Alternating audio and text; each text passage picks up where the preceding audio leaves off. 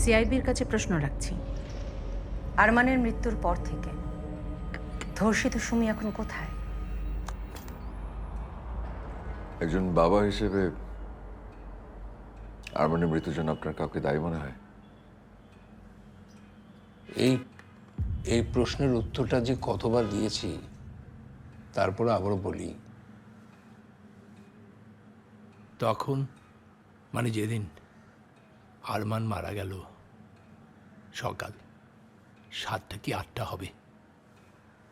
আমি আমি জগিংয়ের জন্য প্রস্তুতি নিচ্ছিলাম। খুব তাড়াহুড়ো করে আরমান বেরিয়ে গেল। ওর পরনে ছিল সাদা শার্ট, পায়ে লাল জুতো। লাল রংটা ওর খুব ফেভারিট ছিল। আসলে এই লাল রংটা ওর কিভাবে ফেভারিট হলো সেটা একটু বলি। ওর তখন খুব ছোট, বেশি না, এই ধরো 5-6 বছর। আচ্ছা, আরমানের পছন্দের রং যে লাল, কিংবা আপনার সাথে সম্পর্ক কেমন ছিল, এটা আমরা ইনভেস্টিগেশনের সাথে আমরা একটু এড়িয়ে যাব। আসলে বয়স হয়েছে তো, কোন কথা থেকে কোন কথায় চলে যাই, না, অসুবিধা নেই, অসুবিধা নিজের নেই। উপর কন্ট্রোল রাখতে পারিনি। বুঝতে পারছি। যাই হোক, আরমান নিচে বেরিয়ে গিয়ে ওর ড্রাইভারের সাথে কিছুক্ষণ কথা বলল। একটু পরেই গাড়ির স্টার্ট হওয়ার শব্দ পেলাম। ওর সেই প্রিয় স্পোর্টস কার। ওই সময়ে স্পোর্টস কারের একটা প্রচলন ছিল না বাংলাদেশে। স্পোর্টস কার্স নিয়ে একটা মজার ঘটনা বলি। আমরা গাড়িটা জাপান থেকে ইম্পোর্ট করেছিলাম। গাড়িটা পোর্টে আসলো, খবর পেলাম, তো বাপ বেটা দুজনেই গেলাম গাড়িটাকে পিক করার জন্য। আসলে ব্যাপারটা আসলে, সরি, আমি মনে হয় আবার অন্য প্রসঙ্গে চলে গেলাম না?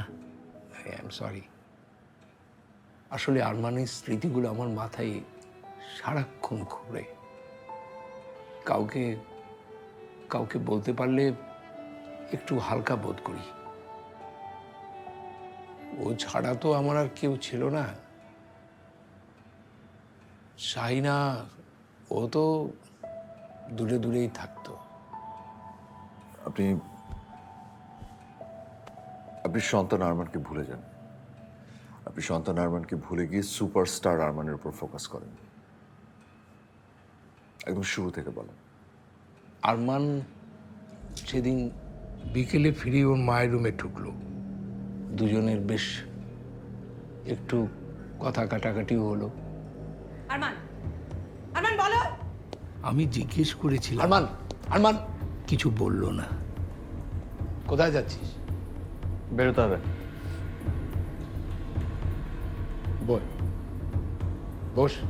তারপর দুজনে মিলে চা খেলাম আর গল্প করলাম। কেমন চলছে তোর কাজ? ভালোই বাবা। ঘুমাস কখন? ঘুমাস কখন?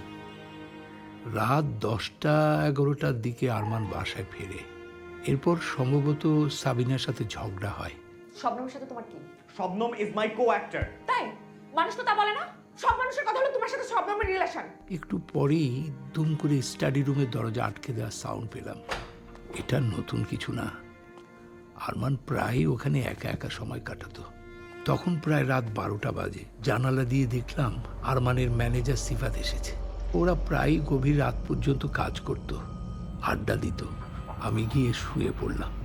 আরমান, আরমান, পরদিন সকালে সাবিনার চিৎকারে আমার ঘুম ভেঙে যায়। স্টাডি রুমের কাছে এসে দেখি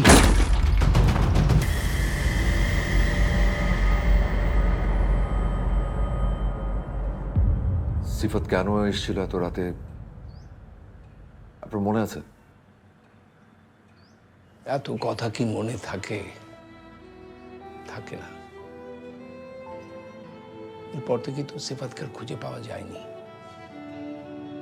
তবে জানি না কেন এসেছিল,